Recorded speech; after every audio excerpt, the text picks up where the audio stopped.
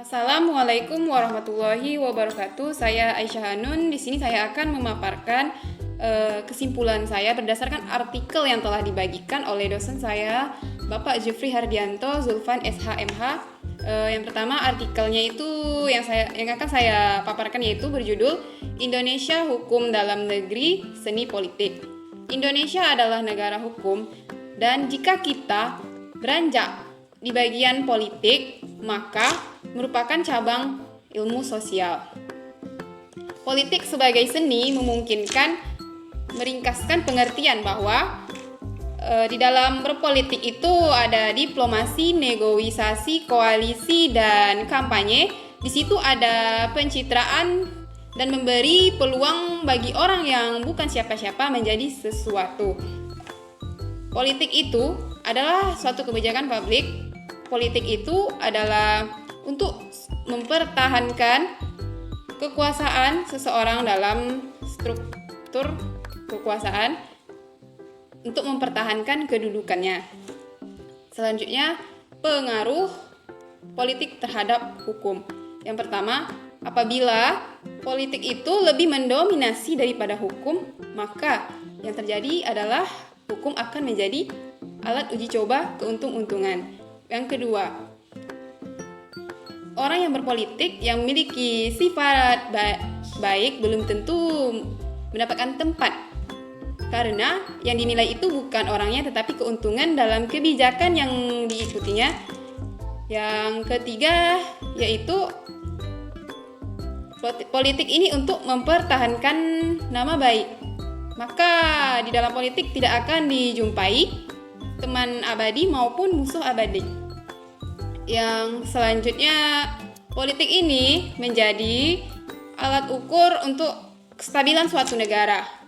Nah, maka jika di suatu negara itu mereka yang berpolitik memiliki perilaku yang baik, yang tidak menyimpang, maka cita-cita yang ingin digapai akan tercapai. Maka akan terjadi kestabilan negara di sini. Dan apabila yang memiliki mereka menyimpang, maka mereka akan menggerogoti negaranya sendiri. Maka bagi mereka politikus yang gagal dalam politik ini adalah mereka yang melakukan perilaku yang tercela seperti korupsi. Dan mereka yang melakukan ini adalah mereka yang memiliki kekuasaan. Mereka itu adalah pejabat-pejabat. Selanjutnya saya akan menjelaskan artikel yang berikutnya yang berjudul Persatuan Bangsa-Bangsa dalam Perspektif Psikologi Hukum. PBB merupakan organisasi internasional yang didirikan untuk menjalin kerjasama antar negara atau antar bangsa-bangsa. Tujuan didirikannya organisasi ini adalah untuk menjaga perdamaian dan keamanan dunia, untuk memajukan dan mendorong hubungan persaudaraan antar bangsa melalui penghormatan hak asasi manusia. Selanjutnya, membina kerjasama internasional dalam pembangunan bidang sosial, budaya, dan ekonomi dan lingkungan, dan menjadi pusat penyelarasan segala tindak bersama terhadap negara yang membahayakan perdamaian dunia. Menyediakan bantuan kemanusiaan apabila terjadi kelaparan, bencana alam, dan konflik bersenjata, dan lain-lain.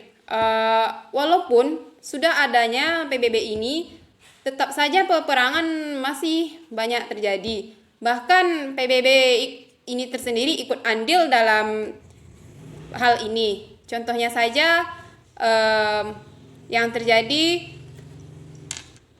yaitu Amerika Serikat mengancam pihak-pihak yang menentangnya dalam sidang kasus Yerusalem di kantor Perserikatan Bangsa-Bangsa. Nah, di sini Presiden Donald Trump akan memberikan sanksi kepada negara-negara yang menentang mereka pada rapat di Yerusalem ini. Hal ini dinilai sudah melanggar inti dari PBB itu tersendiri. Ini dinilai sebagai puncak arogansi oleh negara tersebut. Akan ada balasan pada mereka dan sanksi-sanksi jika negara-negara tidak mendukung Amerika Serikat dalam isu ini. Nah, oleh karena ini arah dan tujuan PBB ini sudah tidak sesuai dengan tujuan awal didirikannya. Karena dinilai arogansi sekali, negara yang lebih kuat dianggap kuat daripada negara yang lain ini, mereka merasa mereka berhak dalam segala sesuatunya dalam memutuskan suatu putusan dalam PBB ini. Sehingga dari contoh ini maka bisa disebut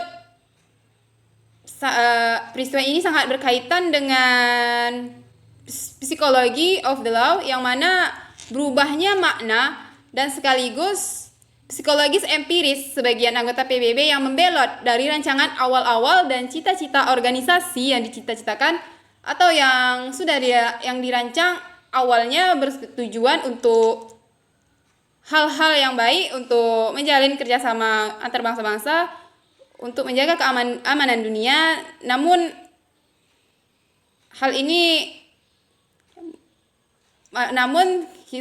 seperti yang kita tahu sekarang, telah banyak yang membelot dari rancangan awal ini. Buktinya saja bisa kita lihat sampai sekarang masih terjadi peperangan antara Palestina dan Israel, dan PBB juga sampai sekarang tidak bisa menyelesaikan hal ini. Contoh lainnya seperti terjadinya diskriminasi terhadap kaum Uighur yang ada di Cina, dan banyak kasus yang lainnya yang dapat kita temui atau dibaca di artikel-artikel yang telah diterbitkan tentang hal ini. Mohon maaf atas segala kekurangan saya. Saya mohon maaf. Assalamualaikum warahmatullahi wabarakatuh.